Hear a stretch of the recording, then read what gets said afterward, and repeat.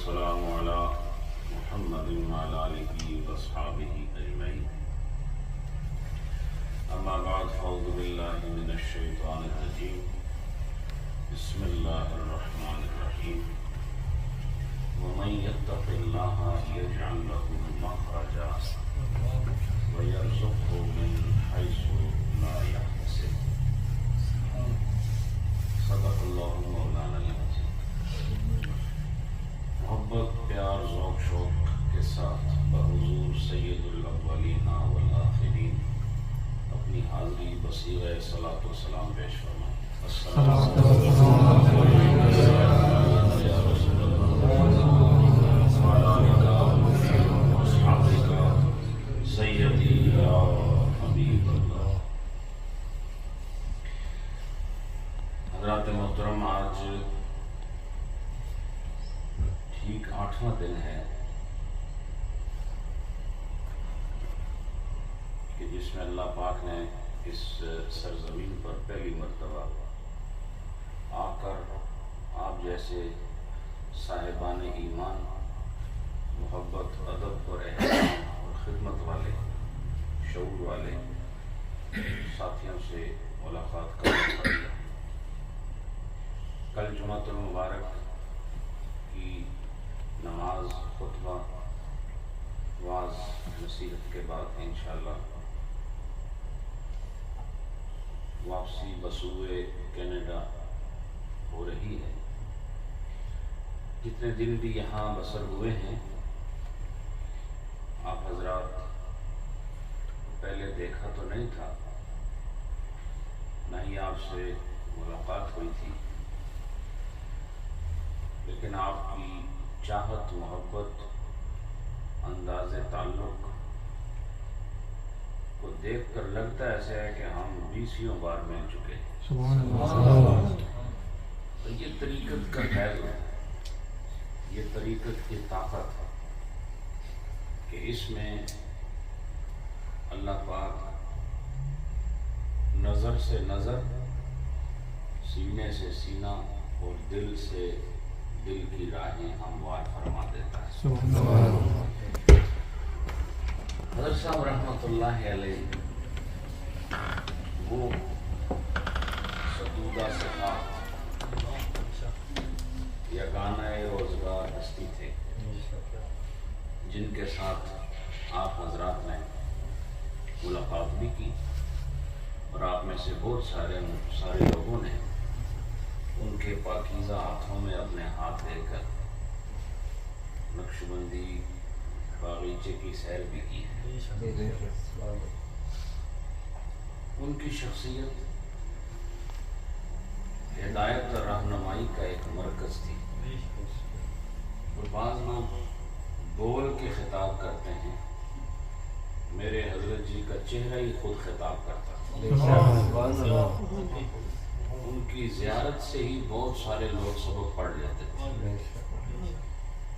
ہم تو ان کے خادم ہیں، نوکر ہیں، ہم تو ان کا دیا ہوا لنگر تقسیم کر رہے ہیں. مالک آج بھی وہی ہے، اور اس روحانی دولت کی چابیاں آج بھی انہی کے پاس ہیں. ہم فقط ان کی اجازت سے اسی خزانے سے لے کے جو اپنا دامن پھیلاتا ہے، حضرت صاحب کے خزانے سے لے کر اس کے دامن میں ڈال دیتے ہیں. پھر یہ اس کی ذمہ داری ہے کہ وہ اس خزانے کی حفاظت کرے. وہ 20-22 سال پہلے ہمارے شیخ کی آمد اور اس وقت کے بعد پھر دوبارہ میرا یہاں آنا اور آپ کی یہ والہانہ محبت اس بات کو ثابت کرتی ہے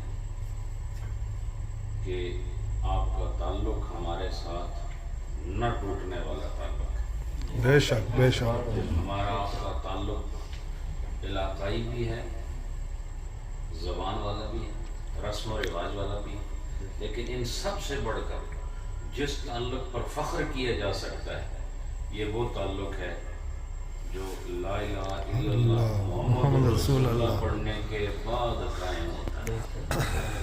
یہ اصل تعلق ہے. ہم ایک چھتری کے نیچے بیٹھے ہیں. ہمارے اندر نیک بھی ہوتے ہیں، گناہگار بھی ہوتے ہیں، کچھ زیادہ نمازی ہوتے ہیں، کچھ کم نمازی ہوتے ہیں، لیکن ہیں سب ایک ہی چھتری کے نیچے. رسول اللہ صلی اللہ علیہ وسلم کی وہ رحمت والی چھتری کے نیچے ہم سب بیٹھے ہوئے ہیں. حضرات، آپ سب نے بہت محبت، خدمت اور تعلق داری کے جوہر دکھائے، اور اگر میں آپ کے لیے دعا کروں یا نہ کروں، لیکن یہ بات اٹل ہے کہ میرے شیخ ضرور آپ کے لیے اللہ سے دعا کر رہے ہیں. ماشاء ان کے ذرے رحمت سے آپ سب کے لیے بہت ساری رحمتوں کا ذخیرہ جمع کیا جا رہا ہے. اور میں یہاں پر ہمارے محترم ناظم صاحب کی جو خدمات ہیں ان کی میزبانی کا تذکرہ نہ کروں تو یہ انصاف اور عدل اور تعلق داری کے اصول کے خلاف ہو. انہوں نے بھرپور حضرت صاحب رحمۃ اللہ علیہ کے ساتھ جو محبت اور تعلق تھا، اس کو آج کے اس دن تک نبھانے میں اس وقت سے لے کے اب تک انہوں نے بھرپور انداز سے اس کا اظہار کیا. اور ہم دعا گو ہیں کہ اللہ ان سب برادران کو، ان کے خاندان کو، یہاں جتنے ان کے اہل قرابت بیٹھے ہیں ان سب کو، اور آپ سب کو بھی، اور جو مجھے دور سے اس وقت دیکھ رہے ہیں پوری دنیا میں، ان سب کے لیے میں دعا کرتا ہوں کہ اللہ میرا آپ کا حشر والے دن پردہ رکھے. جس طرح یہاں اللہ نے ہماری عزتوں اور ہماری شخصیت کے وقار کو مجروح نہیں ہونے دیا اور اپنی شان ستاری سے ہمیں ڈھانپا ہوا ہے اور ہم پہ اپنی رحمت کا ستر کیا ہوا ہے، ہم اللہ سے یہی دعا کرتے ہیں کہ اللہ اپنی شان ستاری کا جوہر اس دن بھی دکھائے جس دن تن پر لباس نہیں ہوگا اور حشر کا میدان ہوگا. ہم اللہ سے یہی دعا کرتے ہیں کہ اللہ ہمارے گناہوں کو معاف کرے، ہماری کوتاہیوں کو معاف کرے، اور ہمیں ایسا نیک بندہ بنا دے اور ایسا پاک بندہ بنا دے کہ جس بندے کی پاکی اور نیکی سے اللہ راضی ہو کر بس اتنا کہہ دے کہ بندے ہم نے تجھے دنیا میں بھیجا تھا پاکی کے ساتھ، آج ہم تجھ سے راضی ہیں کہ تو ہمارے پاس واپس بھی پاکی کے ساتھ آ گیا. حضرات محترم، ایک دو باتیں میں عرض کرنا چاہتا ہوں کیونکہ کل میری روانگی انشاءاللہ چند گزارشات میں مسجد میں بھی کروں گا جمعہ کے موقع پر.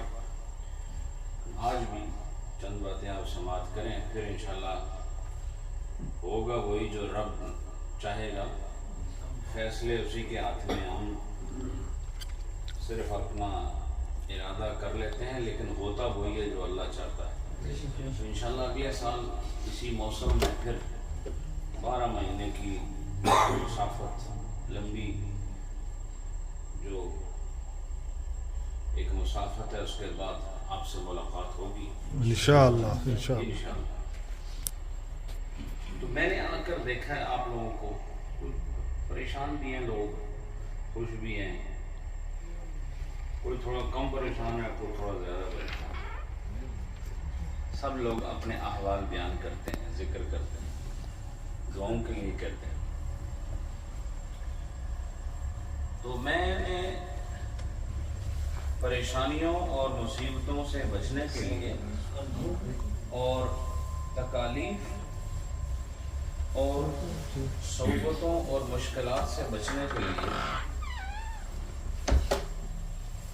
ایک نسخہ آپ کے سامنے لایا. آپ کو پتہ ہے یہاں ماشاءاللہ یہ ظفار صاحب بیٹھے ہیں، میڈیسن میں کام کرتے ہیں. تو ہر دوائی کا ایک فارمولہ ہوتا ہے، نام مختلف ہو سکتے ہیں لیکن فارمولہ ایک ہی ہوتا ہے. تو جس بیماری کے لیے جون سا فارمولا دوائی کی شکل میں تیار کیا گیا ہے اس کا بے شک نام کوئی بھی ہو، لیکن اگر فارمولا وہ ہے تو وہ بیماری کے خلاف لڑے گا اور مریض صحت یاب ہو جائے گا، تکلیف والا راحت میں آ جائے گا۔ تو میں نے آپ سب لوگ، آپ کے جو گھر والے ہیں، میری بہنیں، بچیاں، ان سب کو میں یہی کہتا ہوں کہ اللہ پاک نے ایک نسخہ بتا دیا ہر بیماری کو جڑ سے اکھاڑنے کا، اور وہ کیا ہے؟ جو آیہ کریمہ کا حصہ میں نے آپ کو پیش کیا ہے تو اس پہ آپ تھوڑا سا غور کریں۔ اللہ فرماتا ہے وَمَن يَتَّقِ اللَّهَ يَجْعَلْ لَهُ مَخْرَجًا، اس کا مطلب یہ ہے کہ جس نے بھی تقوی کو اختیار کر لیا یا جو بھی اللہ سے ڈر گیا، جس نے بھی اللہ سے ڈر کو اختیار کر لیا، یجعل لہ مخرجا، اللہ اس کے لیے پریشانیوں سے نکلنے کا راستہ کھول دے گا۔ یہ میں آپ کو ایک فارمولا پیش کر رہا ہوں، یہ میں آپ کو ایک ضابطہ پیش کر رہا ہوں، آپ کو ایک رولنگ دے رہا ہوں، آپ کو ایک اللہ کی طرف سے انعام پیش کر رہا ہوں، اور وہ کیا ہے؟ اللہ نے فرمایا کہ لاکھ پریشانی ہو، دینی ہو، دنیاوی ہو، جسمانی ہو، روحانی ہو، آئلی ہو یا قانونی ہو، اندرونی ہو یا بیرونی ہو، ذاتی ہو یا غیری ہو، چھوٹی ہو یا بڑی ہو، جتنی بھی تکلیفیں ہیں، آسمانی ہو یا زمینی ہو، پرانی ہو یا نئی ہو، سب کا علاج اس میں ہے کہ تم خدا سے ڈرنا شروع ہو جاؤ، بدلے میں خدا تمہاری ساری پریشانیوں کو ختم کروا دے۔ سبحان اللہ، سبحان اللہ۔ لہذا مخرج کہتے ہیں ایگزٹ کو، انگلش میں مخرج ہے وَمَن يَتَّقِ اللَّهَ يَجْعَلْ لَهُ مَخْرَجًا، یہ جو مخرج کا لفظ قرآن نے استعمال کیا ہے یہ عربی زبان کا لفظ ہے، ظاہر ہے قرآن عربی میں، تو باہر نکلنے کے راستے کو مخرج کہتے ہیں، انگلش میں اس کو ایگزٹ کہتے ہیں۔ تو مجھے بتاؤ اگر میں اور آپ صاحب یہاں قید ہو جائیں اس کمرے میں تو پھر حل کیا ہے؟ ہمیں راستہ چاہیے باہر نکلنے کا، بے شک، بے شک، بے شک۔ ہمیں راستہ چاہیے۔ ابھی تو آپ بیٹھے ہو بڑے سکون سے کہ پیر صاحب بیٹھے ہیں، تو لنگر بھی کھایا ہوا ہے آپ لوگوں نے، بڑے اطمینان سے بیٹھے ہیں، لیکن اگر 2 گھنٹے اور گزریں گے تو تھوڑی سی فکر شروع ہوگی کہ کافی دیر ہو گئی، پھر 2 کے بعد اگر 4 ہو گئے فکر میں اضافہ ہوگا، 4 کے بعد اگر 6 گھنٹے ہو گئے فکر میں اور اضافہ ہوگا، پھر ایک ایک اٹھنا شروع ہو جائے گا، وہ کہے گا کہ جی مجھے باہر جانا ہے، ناظرین صاحب کہیں کہ باہر کا راستہ بند ہو چکا ہے، باہر سے کسی نے بند کر دیا، پولیس نے کر دیا یا فوج نے کر دیا، اب باہر نہیں جا سکتے۔ بولو 2-4 گھنٹے اور سکون سے گزریں گے، لیکن اگر یہ 15-20 گھنٹے گزر گئے تو ہر آدمی کا چہرہ، اس کی رونق، اس کی رنگت سب مان پڑ جائے گی، یہاں ایک شور پیدا ہو جائے گا۔ اسی سکون والے کمرے میں ایک آہ و بکا کی کیفیت کا آغاز ہو جائے گا، ہر نفس مضطرب ہو جائے گا، ہر جان میں ہلچل پیدا ہو جائے گی اور ہر آدمی بے سکون ہو جائے گا۔ وہ کہے گا جو مرضی ہو جائے، میرا مال بھی لے لو تو میں نے اتوں باہر کر دو، مجھے کسی طریقے سے یہاں سے باہر نکالو۔ تو مشکل کے وقت میں ایگزٹ ہونا ضروری ہے، بے شک، بے شک۔ مشکل کے وقت میں مخرج کا ہونا ضروری ہے، اور اللہ نے فرمایا تیری جتنی بھی مشکل ہے اس مشکل کا حل تو ہم نے تجھے دے دیا ہے، مشکل تو تب تھی جب ایگزٹ نہ ہوتا، جب باہر جانے کا راستہ نہ ہوتا۔ ہم تجھے باہر جانے کا راستہ دے رہے ہیں، وہ کیا ہے کہ تو ہم سے ڈرنا شروع ہو جا، ہم تیرے لیے باہر نکلنے کا راستہ کھول دیں گے۔ سبحان اللہ، سبحان تکبیر، اللہ اکبر، رسالت، یا رسول اللہ، حیدری، یا علی، آستانہ عالیہ نیاریہ شریف زندہ باد۔ اس سے پتہ چلا کہ اللہ سے ڈرنے والا، اب میں آپ کو بات بتا رہا ہوں، اللہ سے ڈرنے والا مشکلات سے آزاد ہو جاتا ہے، اللہ سے ڈرنے والا تکلیفوں سے آزاد ہو جاتا ہے۔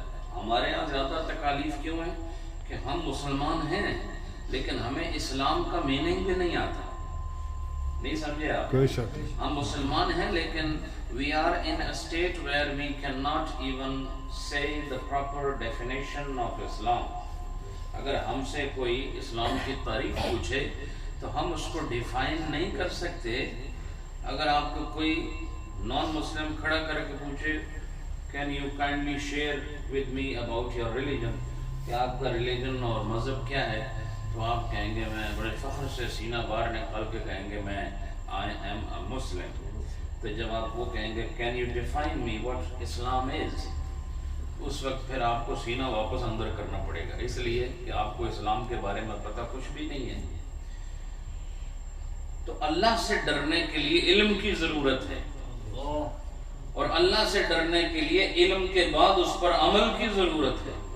اور جس نفس اور جس جان کے اندر اور جس روح اور تن کے اندر اللہ کا دیا ہوا علم اور اس کا عمل اکٹھا ہو جائے تو نتیجے میں تقوی آتا ہے، اور جہاں تقوی آتا ہے وہاں خدا مخرج قائم فرما دیتا ہے۔ سبحان اللہ، سبحان اللہ، وے آؤٹ، آپ کے لیے تمام تکلیفوں کے لیے اللہ پاک راستہ کھول دیتا ہے۔ حضرات، اس کے بعد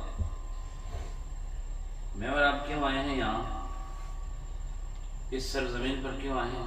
میں تو آیا ہوں اپنے ساتھیوں سے ملنے کے لیے، میں تو آیا ہوں حضرت صاحب رحمۃ اللہ علیہ کی یادوں کو تازہ کرنے کے لیے، میں آیا ہوں کچھ واعظ و نصیحت کرنے کے لیے، پر آپ تو اس لیے نہیں آئے ہیں، نہ آپ کسی کی یاد تازہ کرنے آئے ہیں، نہ آپ تقریر کرنے کے لیے آئے ہیں، نہ جمعہ پڑھانے کے لیے آئے ہیں، آپ تو آئے ہیں یہاں رزق کے لیے۔ بولو بولو، رزق کے لیے، کس لیے آئے ہو؟ رزق کے لیے، رزق کے لیے آئے ہو۔ تو رزق آتا کہاں سے ہے؟ رزق صرف امریکہ میں ہے؟ نہیں بولو۔ نہیں، جو افریقہ میں ہے انہیں کون کھلا رہا ہے؟ اللہ، بولو۔ اللہ، آپ کو نہیں پتا، جو برما کے مسلمان بنگلہ دیش کی سرحدوں پر آباد ہیں، میں نے خود ان کو وزٹ کیا ہے، اور ہمارا ٹرسٹ ان کی خدمت کرتا ہے۔ ہر سال وہاں ہمارے بھرپور امداد کے پورے ٹرک جاتے ہیں، ایک ہمارا سلسلہ الحمدللہ۔ تو وہ جن کا گھر نہیں، زمین نہیں، ان کے پاس آئیڈینٹی بھی نہیں ہے، they have not got any sort of identity، ان کے پاس کوئی شناختی کارڈ نہیں ہے، ان کے پاس کوئی پاسپورٹ نہیں ہے، اور اس بنگلہ دیش کی سرحد پر انہیں رزق کون دے رہا ہے؟ اللہ دے رہا ہے۔ حضرات، اس سے پتہ چلا رزق تو اللہ دیتا ہے۔ پاکستان میں جو آپ کے رشتہ دار پیچھے رہ گئے انہیں بھی تو خدا رزق دے رہا ہے، دے رہا ہے، اور آپ جو یہاں آئے ہیں آپ کو بھی خدا دے رہا ہے۔ فرق یہ ہے کہ آپ کو ذرا زیادہ دے رہا ہے اور کسی کو کم دے رہا ہے، لیکن صاحبان وجد اور صاحبان ایمان اور صاحبان عالم معانی اس بات کو جانتے ہیں کہ جس کو اللہ نے کم دیا ہے اور جس کو اللہ نے زیادہ دیا ہے، یہ دونوں خدا کے امتحان سے گزر رہے ہیں۔ سبحان اللہ، کسی کو زیادہ دیکھ کر آزمایا جا رہا ہے اور کسی کو کم دے کر آزمایا جا رہا ہے، ہر آدمی آزمائش میں ہے۔ حضرات، اب بات یہ ہے کہ آئے تو ہم رزق کے لیے، لیکن اسی آیت کا جو اگلا حصہ ہے، کیا اللہ نے فرمایا کہ جو اللہ سے ڈرے گا اور جس کے دل میں خدا کا خوف پیدا ہو جائے گا، اللہ اس کو ہر تکلیف سے باہر نکلنے کا راستہ عطا فرما دے گا، اور ساتھ میں یہ فرمایا وَيَرْزُقْهُ وَيَرْزُقْهُ مِنْ حَيْثُ لَا يَحْتَسِبُ اور اللہ اس کو ایسی جگہ سے رزق دے گا جس کا اس نے کبھی سوچا بھی نہیں۔ سوچا بھی سبحان اللہ۔ اس سے پتہ چلا کہ جس آدمی کے دل میں خدا کا خوف پیدا ہو جائے اس کو دو نعمتیں مل جاتی ہیں، یہ میرا فیصلہ نہیں، یہ میرے رب کا فیصلہ۔ پہلی چیز کیا ملتی ہے؟ اسے تکلیفوں، پریشانیوں، آزمائشوں سے نجات ملتی ہے، اور دوسرا تحفہ کیا؟ اسے خدا غیبی راستے سے رزق عطا فرما دیتا ہے۔ سبحان اللہ۔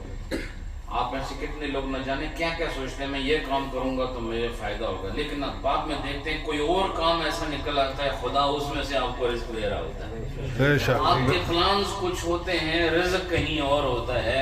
اس سے پتہ چلا کہ رازق ذات اللہ کی ہے، لیکن جس کو اللہ پاک یہ نعمت تقوی عطا فرما دے اس کو یہ دو نعمتیں عطا ہو جاتی ہیں۔ کیا کہ غموں سے نکلنے کا راستہ بھی مل جاتا ہے اور غیب سے رزق کا بندوبست بھی کر دیا جاتا ہے۔ سبحان اللہ۔ تو اسی کے لیے آپ آئے ہیں، تو جب اس کے لیے آئے ہیں تو پھر خدا سے ڈرنا شروع کرو، چونکہ جب فرشتہ آئے گا نا آپ کے پاس آخر وقت میں، پھر ڈرنے کا فائدہ نہیں ہوگا۔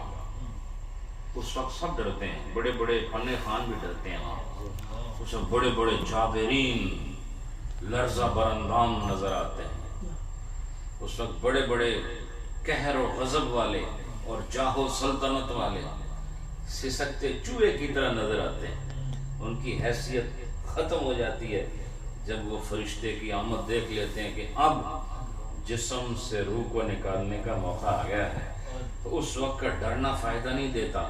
لیکن جو امن کے ماحول میں خوف کا ماحول پیدا کر لے، اللہ فرماتا ہے ان کو میرا ولی کہا جاتا ہے۔ سبحان اللہ۔ الا ان اولیاء اللہ لا خوف علیہم ولا هم یحزنون، یہ جو میرے ولی ہیں ان پر کوئی خوف کوئی غم نہیں۔ انشاءاللہ کل میں، چونکہ یہ 11ویں شریف کا مہینہ شروع ہو گیا ربیع الثانی کا، تو میں اہل اللہ، پچھلے جمعے میں نے نبی اللہ کی بات کی تھی، کل ولی اللہ کی بات کریں انشاءاللہ۔ تو یہ جو اللہ کے ولی ہیں ان کو کوئی خوف نہیں ہے اور نہ یہ غمگین ہونے والے لوگ ہیں۔ اللہ کے ولی نہ یہ غمگین ہوتا ہے نہ خوف والے ہوتے ہیں۔ کیوں یہ خوف والے کیوں نہیں ہیں؟ اس لیے کہ جب امن کا وقت تھا، جس طرح ابھی آپ لوگ امن کے وقت میں، بولو یہ پیسفل ہے کہ نہیں اس وقت؟ یہ جو ایٹماسفیئر ہے اس وقت پیسفل ہے؟ تو اس پیسفل ایٹماسفیئر کے اندر جو آدمی خوف کا ماحول پیدا کر دے، خوف کا ماحول یہ نہیں کہ آدمی وہ فرائٹننگ سٹیٹ میں آ جائے، نہیں، بس اس کا دل اس بات پر ہر وقت بیدار ہو کہ میرا رب مجھے دیکھ رہا ہے، وہ میری زبان بھی جانتا ہے، میری نظر بھی جانتا ہے، میرا دل بھی جانتا ہے، میرا خیال بھی جانتا ہے، میرے ہاتھوں سے نکلنے والے عمل کو بھی جانتا ہے، میرے اٹھنے والے قدم کی منزل بھی جانتا ہے۔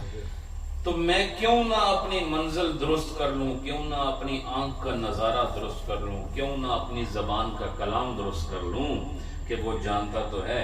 تو جس کے اندر یہ فکر داخل ہو جائے، سمجھو اللہ نے اسے تقوی عطا فرما دیا، اور جسے خدا تقوی دے دے اس کے اندر خوف آ گیا، تو امن کے ماحول میں خوف کا ماحول لے کر آ جانا یہی ولایت ہوتی ہے۔ اور اس کے لیے ایماندار تو آپ سارے ہیں۔ ایمان کیا ہے؟ اس بات پر اپنا یقین ظاہر کرنا کہ اللہ ایک ہے، اس کا کوئی شریک نہیں، تنہا عبادت کا مستحق ہے، اس کے ساتھ کسی اور کی عبادت روا نہیں۔ اور یاد رکھو کہ اللہ ہر گناہ کو معاف فرما دے گا، لیکن جس گناہ کو معاف نہیں کرے گا وہ شرک ہے، وہ اپنے ساتھ کسی کو ایسوسیٹ نہیں ہونے دیتا۔ اللہ پاک شرک کو پسند نہیں فرماتا۔ باقی جتنے بھی گناہ ہیں وہ فرماتا ہے ان اللہ یغفر الذنوب جميعا، اللہ پاک سارے کے سارے گناہوں کو معاف کر دے گا۔ وجہ کیا ہے؟ انہ هو الغفور الرحیم، وجہ یہ ہے کہ وہ معاف کرنے والا بھی ہے اور رحم فرمانے والا بھی ہے۔ سبحان اللہ۔ اس کے بعد ایمان والے، نبی پاک پر آپ کا ایمان ہے، तमाम रसूलों पर आपका ईमान है, तमाम नबियों पर आपका ईमान है, तमाम फरिश्तों पर आपका ईमान है, क़यामत के दिन पर आपका ईमान है। बोलो है कि नहीं? बिल्कुल। दोबारा हमें जिंदा किया जाएगा, इस पर ईमान है कि नहीं? जन्नत पर आपका ईमान है, दोज़ख पर आपका ईमान है, फरिश्तों पर आपका ईमान है। बोलो कुरान पर आपका ईमान है, इंजील पर आपका ईमान है, तौरात पर आपका ईमान है, ज़बूर पर आपका ईमान है। इससे पता चला ईमान में तो सारे खूबसूरत नजर आ रहे हो। इधर से लेके इधर तक ये सारी मजलिस और जहाँ जहाँ मेरी आवाज जा रही है, जो बातें मैंने की कोई इनकार नहीं कर सकता। तकदीर पर भी तुम्हारा ईमान है कि नहीं? बोलो और इसके खैर और शर होने पर भी तुम्हारा ईमान है कि नहीं? बोल अल्लाह की जात को मानते हो कि नहीं? मानते हैं। अल्लाह की सिफात को मानते हो कि नहीं? बिल्कुल मानते। तो लिहाजा आपका ईमान तो बड़ा मजबूत है कि इन सब चीजों को आप मानते हैं। इस जब मानते हैं तो फिर हम ये बात मानते हैं कि आप पक्के मोमिन हैं, आप हैं पक्के मोमिन हैं। लेकिन याद रखो ईमान के बाद अगला मरहला तक़वे का शुरू होता है, तक़वे का शुरू होता है। और तक़वा सिर्फ खुदा का डर एक इबादत की चीज़ नहीं है। तक़वा नमाज पढ़ने वाला भी तक़वे की वजह से पढ़ता है, हज अदा करना भी तक़वा है, रोज़ा रखना भी तक़वा है, ज़कात देना भी तक़वा है, तस्बीह फेरना भी तक़वा है। और रात को जब सब सो रहे हों मुसल्ला बिछा के नफल पढ़ना भी तक़वा है। सुभान अल्लाह। लिहाजा तक़वा तो हो तो फिर सारी खैरात शुरू हो जाती हैं, सब हसनात शुरू हो जाती हैं। तो आप जो यहाँ मैंने देखा है, जिस चीज़ की मुझे कमी नजर आई है वो नमाज है। क्या है? नमाज। देखो मुझे तो आपने बहुत मोहब्बत दी है, मेरी खिदमतें भी की आपने, घरों में बुला के खूबसूरत खाने भी पेश किए हैं। लेकिन मैं समझता ये हूँ कि मैं आपका वफादार तब बनूंगा जब मैं आपको आपकी आखिरत के बारे में खबरदार करूँ। आपका सबसे प्यारा दोस्त कौन है? वो नहीं जो आपको कर्जा दे देता है। आपका सबसे प्यारा दोस्त वो है जो आपको जमीन के नीचे रहने का सलीका सिखा देता है। सबसे अच्छा दोस्त वो है जो आपको अज़ाब जहन्नम से बचाने की सूरत दे देता है। और आपका सबसे वफादार दोस्त और भाई वो है जो आपको खुदा के सामने खड़े होने के लिए अमल की सूरत में तैयार कर देता है। और ये काम औलिया अल्लाह का होता है। मैं यहाँ आऊँ, आपके साथ बैठूँ, दावत हो, फिर चला जाऊँ, तो मुझे ऐसी पीरी मुरीदी से हया आती है, ऐसी पीरी मुरीदी से कि कोई मुझे के दम कर दें, कोई के तावीज़ दे दें, ये करके मैं वापस चला जाऊं, तो मेरे ख्याल में ये शर्म का मकाम है। इस मनसब का तकाजा ये है कि आप जितने मेरे प्यारे भाई हो जो आज अपने थोड़ी सी तकलीफ का मेरे आगे जिक्र करते हो कि पीर साहब दुआ करो या दम करो, मुझे इन तकलीफ़ों में कोई तकलीफ़ नज़र नहीं आती।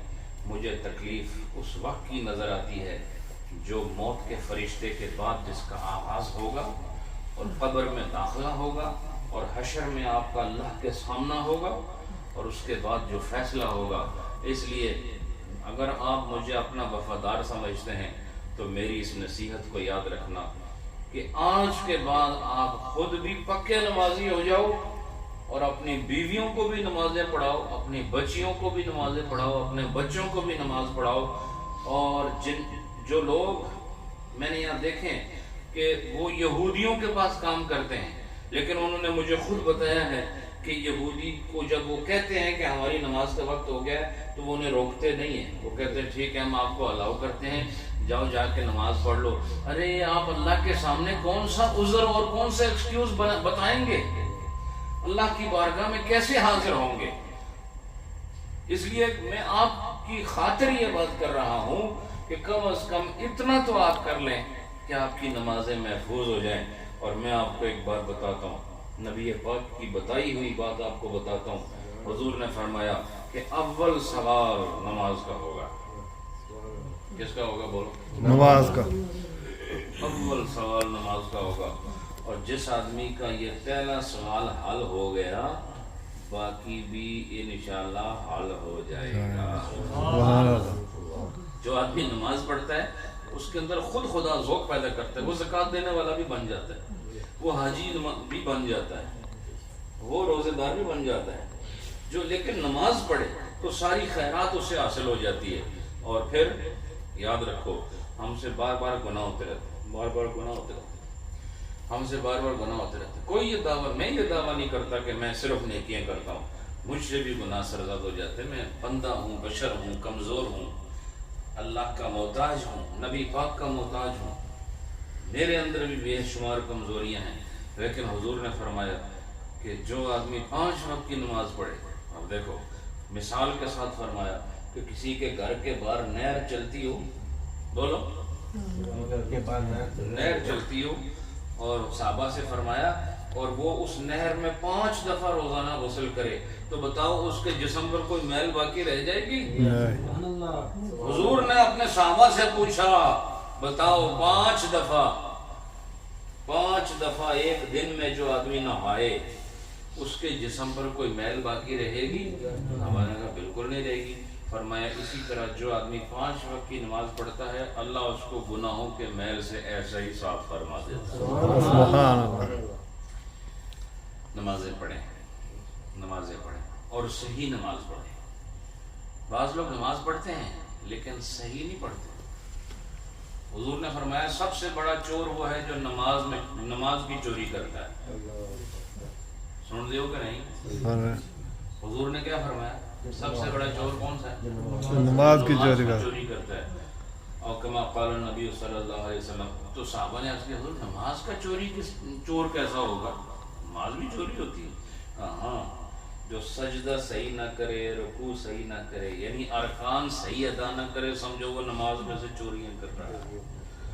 تو چوری ہر حال میں ناجائز ہے. سمجھائی کہ نہیں آپ کو؟ وہ نماز میں ہو یا کسی کا مال چرانے کا معاملہ ہو، ہر حال میں ناجائز ہے. تو لہذا نماز پڑھو، لیکن ایسی نماز پڑھو کہ تمہارا اپنا دل مطمئن ہو جائے کہ واقعی ہم نے نماز ادا کر لی. ایسے سکون سے کھڑے ہوں. ہاتھ باندھے ہیں تو جیسے ہاتھ باندھنے کا حق ہے ویسے ہاتھ باندھو. ہم نے دیکھے بعض لوگ ایسے ہاتھ باندھ کے کھڑے رہتے ہیں، ان کو یہی نہیں پتہ کہ نماز میں ہاتھ باندھنے کا اصل طریقہ کیا ہے، پھر نظر کہاں ہونی چاہیے. پھر بعض لوگ نماز میں ہل رہے ہوتے ہیں بلا وجہ. ہلنا بھی نہیں ہے. رکوع کریں وقار کے ساتھ، جلدی نہ کریں. چونکہ جتنی دیر آپ نماز پڑھ رہے ہوتے ہیں اتنی دیر سمجھو آپ خدا کے ساتھ ملاقات کر رہے ہوتے ہیں. اپنے محبوب نال ملاقات نہ ویلا، اس وچ بھی کوئی جلدی کرنا ہے؟ بولو نا. جلدی تو بندہ اس ویلے کرنا ہے جس لئے کسی ایسے نال بہ جائے جس نال تعلق نہ ہوتا ہے. ایک مصیبت نال بہ گیا ہے، جلدی اللہ حافظ کرو تو نکلیے باہر. تو جب پیارا آ جائے، محبوب آ جائے، جس کے ساتھ محبت ہو وہ آ جائے، تو 10 گھنٹے گزرنے کے بعد کہتا ہے اچھا وہ 10 گھنٹے گزر گئے پتہ بھی نہیں چلا. یہ 10 گھنٹوں کا پتہ نہیں چلا. اور وہ دوسرا جو آیا جس کے ساتھ آپ کا تعلق کوئی صحیح نہیں ہے، 2 منٹ بعد پتہ چلا آپ کو تو بہت ٹائم ہو گیا ہے. اور جب آپ کا محبوب اور پیارا آ گیا تو 6 گھنٹے 10 گھنٹے گزر گئے اور آپ نے کہا پتہ ہی نہیں چلا یہ وقت گزر گیا. تو اسی مثال سے سمجھ لو کہ نماز میں جتنی دیر رہو گے سمجھو پیارے سے ملاقات جاری ہے، محبوب سے ملاقات جاری. جلدی کرنے کی ضرورت نہیں ہے. ادب احترام سے نماز پڑھو اور ہر آدمی نماز پڑھے. اور پھر یہ کانوں میں بالیاں ڈالنا، میں نے دیکھا ہے یہاں نوجوانوں کو. میں سب چیزیں آپ کو بتا رہا ہوں، میرا حق ہے، یہ فرض ہے، یہ میرے لیے ضروری ہے کہ میں ان تمام تر باتوں کو آپ کے پیش نظر رکھتے ہوئے آپ کو پیغام حق دوں. اسی لیے میں آیا ہوں. اگر میں آپ کو واعظ نہیں کر سکتا، آپ کی تربیت نہیں کر سکتا، تو اس پیری مریدی کا کوئی فائدہ ہے. اس لیے ایسا عمل کرنا جس سے مرد عورتوں کی طرح لگے حرام ہے. عورتیں ایسا عمل کریں کہ وہ مردوں کی طرح لگیں، یہ حرام ہے. اس لیے کانوں میں بچوں کا بالیاں ڈالنا اور ہاتھوں میں بریسلیٹ ڈالنا، یہ سب چیزیں ممنوع ہیں، ان کی ضرورت نہیں ہے. اور میں آپ کو بتا دیتا ہوں کہ ہمارے جو نوجوان ہیں وہ زیادہ خوبصورت نظر آنے کے خیال سے ایسا پیڑا کام کرتے ہیں کہ ان کی شکل دیکھنے کے قابل نہیں رہتے. نہیں سمجھے؟ وہ زیادہ خوبصورت کے چکر میں بدصورت ہو جاتا ہے. اور میں آپ کو بتاتا ہوں اس پوری کائنات میں سب سے پیاری صورت محمد الرسول اللہ، ان سے پیارا کوئی ہے؟ تو میرے نبی کے چہرے پر تو داڑھی ہے، میرے نبی پاک صلی اللہ علیہ وسلم کے سر تو ڈھکا ہوا ہے، ان کے تن پہ خوبصورت جامہ موجود ہے، ان سے زیادہ کوئی حسین نہیں ہے۔ تو اگر آپ کے لیے کوئی رول ماڈل ہو سکتا ہے مشرق مغرب شمال جنوب اولین و آخرین میں، تو وہ ایک ہستی ہے جسے محمد الرسول اللہ کہتے ہیں۔ ان کو اپنا محبوب بنائیں۔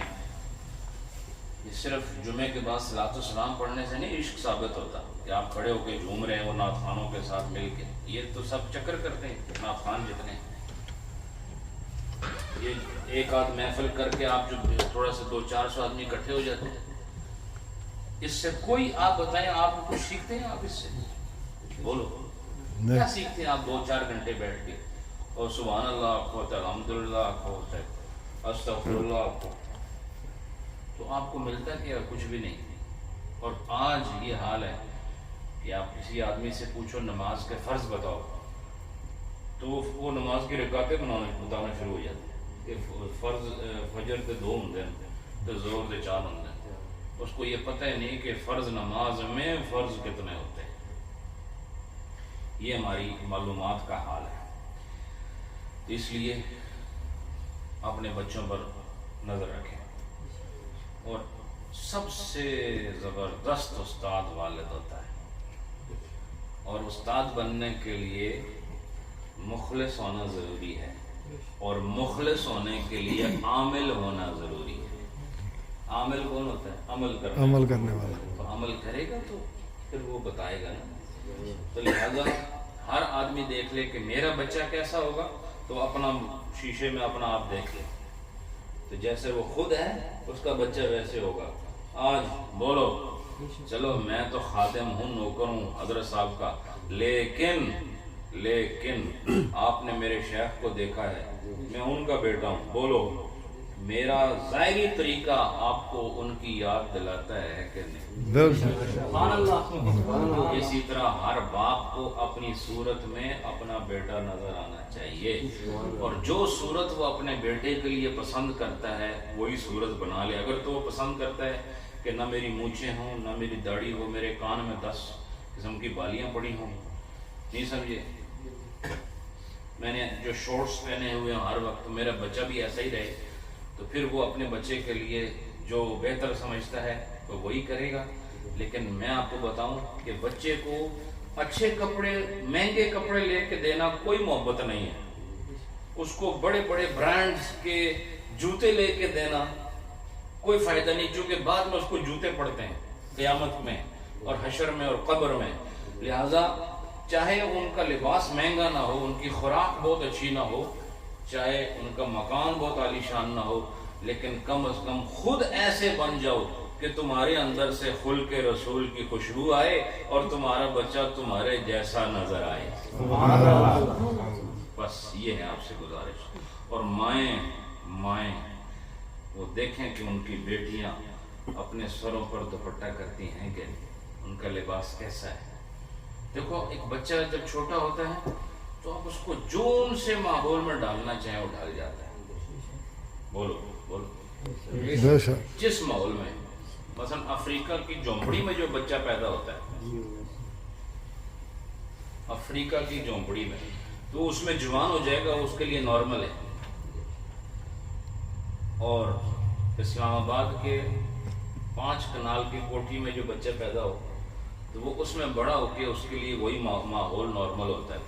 اب اگر ان دونوں کا تبادلہ ہو جائے تو دونوں ہی حیران ہو جائیں گے، نہیں سمجھے، دونوں ہی حیران ہو جائیں گے اور تھوڑی دیر کے لیے پریشان بھی ہو جائیں گے، سمجھ آئی کہ نہیں؟ تو چھوٹے کو جیسا رکھو گے اس کے لیے کوئی مشکل نہیں، وہ بڑا ہوگا تو اسی حیثیت کے ساتھ بڑا ہوگا، اسی شان کے ساتھ اور اسی صورت کے ساتھ بڑا ہوگا۔ لہذا بچپن میں اس کو بنانا شروع کر دو، بچپن میں اس کو سنوارنا شروع کر دو، بچپن میں اس کو اللہ رسول کے راستے پر ڈال دو، اس کو دین بھی سکھاؤ، دنیا بھی سکھاؤ، تاکہ اس کے ایک ہاتھ میں دنیا ہو، دوسرے ہاتھ میں دین ہو، اور جب وہ دنیا سے جائے تو تم قبر میں فخر کر رہے ہو کہ میرے بیٹے نے اللہ اور اس کے رسول کا حکم مان کر برزخ میں اپنے لیے پوری تیاری مکمل کر لی ہے اور آج میرے لیے وہ فخر کا سامان ہے۔ سبحان جب آپ خود ایک رول ماڈل نہیں، گھر کے اندر گھر کا سربراہ جو ہیڈ آف دا فیملی ہے، جب اس کے عادات اور کردار اچھا نہیں ہے تو وہ کیسے اپنے بچے کو کہہ سکتا ہے نماز پڑھو؟ جب خود آپ باپ نماز نہیں پڑھتا، اور بیٹے کو کس منہ سے کہے گا نماز پڑھو؟ ایک ماں نماز نہیں پڑھتی، وہ کس منہ سے اپنی بیٹی کو کہے کہ بچی تم اٹھو اور نماز پڑھو؟ اس لیے آپ سب لوگ، میری یہ نصیحت ہے، میں آؤں گا پتہ نہیں کتنے مہینوں کے بعد یا اگلے سال آؤں گا، میں چاہتا ہوں کہ ہر آدمی 5 وقت کا نمازی بن جائے۔ سبحان اللہ، یہ آپ لوگ میرے ساتھ وعدہ کریں انشاءاللہ۔ کہ آپ لوگ 5 وقت کی نماز پڑھیں گے، اور اگر مجبوری کی وجہ سے آپ کی کوئی نماز رہ جاتی ہے تو سونے سے پہلے اس کی قضا کر لیں گے۔ یہ ضروری ہے، یہ بہت ضروری ہے۔ اس کے بغیر پھر میں آتا رہوں گا، آپ بھی ملتے رہیں گے، ہم بغل گیر بھی ہوں گے، ہم ہنسنے مسکرانے کی باتیں بھی کریں گے، لیکن فائدہ نہیں ہوگا انقلاب میں۔ میں چاہتا ہوں یہ جو کمرے کے اندر لوگ بیٹھے ہیں، یہ آنے والے سال تک اس سرزمین پر ایک نشانی بن جائے۔ لوگ کہیں ان کو کیا ہو گیا، ان کے اندر یہ تبدیلی کیا آ گئی، انہوں نے کون سی دوائی کھائی ہے، یہ کیا ہوا؟ یہ مسجد میں بھی نظر آ رہے ہیں، یہ اگلی صفوں میں نظر آ رہے ہیں، یہ 5 وقت کی نماز میں نظر آ رہے ہیں۔ کاروبار کرو جتنا مرضی ہے کرو، کماؤ جتنا مرضی ہے کماؤ، اللہ نہیں منع کرتا ہے کہ آپ $20,000 کما لیے ایک ہفتے میں، اب 21,000 نہیں کما سکتے۔ اللہ نے پابندی نہیں، اللہ نے فرمایا کماؤ جتنا کماتے ہو کماتے چلے جاؤ، اللہ نے پابندی نہیں لگائی۔ لیکن اللہ نے قرآن میں یہ بھی فرمایا ہے کہ میرے بندے وہ ہیں، وہ تجارت ضرور کرتے ہیں لیکن تجارت ان کو میرے ذکر سے غافل نہیں کر سکتی۔ جب میرے ذکر کا وقت آئے گا یہ لوگ تجارت چھوڑ دیں گے اور میرے ذکر میں مشغول ہو جائیں گے۔ اس کا مطلب یعنی جب نماز کا وقت آئے گا تو پھر یہ دکان اور تجارت کی فکر نہیں کریں گے۔ تو کیا مشکل ہے، مثلا آپ کا کوئی کاروبار ہے، 2-4 آدمی کام کر رہے ہیں، ان کو آپ لوگ کام کریں، مجھے 10 منٹ لگیں گے، میں نماز پڑھ کے واپس آ رہا ہوں۔ پھر جو آپ کے ساتھ ورکر ان سے کو میں آ گیا ہوں، تم جا کے نماز پڑھ لو۔ تم دیکھنا ادھر تم نمازیں پڑھ رہے ہوگے، عرش کی بلندی سے خدا خوشی کا اظہار فرما رہا ہے کہ میرے بندے پر دنیا غالب نہیں آئی بلکہ میرا بندہ دنیا پر غالب آ گیا۔ یہ ضروری ہے۔ اللہ پاک آپ سب کی یہ محبتیں قبول فرمائے۔ جس چاہت کے ساتھ آپ ملے، میرے ساتھ رہے، میرے ساتھ سفر کیا، خدمتیں کی، یہ مجھے یاد رہے گا۔ اور میں حضرت صاحب کے وسیلے سے دعا کرتا ہوں کہ اللہ پاک آپ کی دونوں منزلیں آسان فرمائے، یہاں بھی اور وہاں بھی آپ کے لیے آسانیاں مقدر فرمائے۔ انشاءاللہ یہ خوبصورت کلام کی ایک فہرست ہے، یہ بھی انشاءاللہ محترم محمد وزیر مرحوم ان کے ایصال ثواب کے لیے ہم پڑھیں گے، دعا بھی کریں گے۔ تو تھوڑا ہم پہلے ذکر کر لیتے ہیں، اور یہ ذکر بھی آپ ضرور کریں، ذکر ضرور کریں۔ میں یہاں چند احباب کو، ناظم صاحب کو، تحسین صاحب ہیں، اور بھی ہمارے جہانگیر صاحب، راشد صاحب، دیگر، ان کو لنک بھیج دیے جائیں گے۔ ظفار صاحب ہیں جو ذکر ہے ہمارے آستانے کا، وہ اس کا لنک ہوگا آپ کے پاس، تو وہ ذکر آپ لگا کے اس کے ساتھ کیا کریں۔ تو ایک وقت آئے گا اس لنک کی ضرورت نہیں ہوگی، آپ کا ڈائریکٹ لنک بن جائے گا۔ سمجھ آئی کہ نہیں آپ؟ اس لیے آپ نے وہ ذکر اسی طرز پر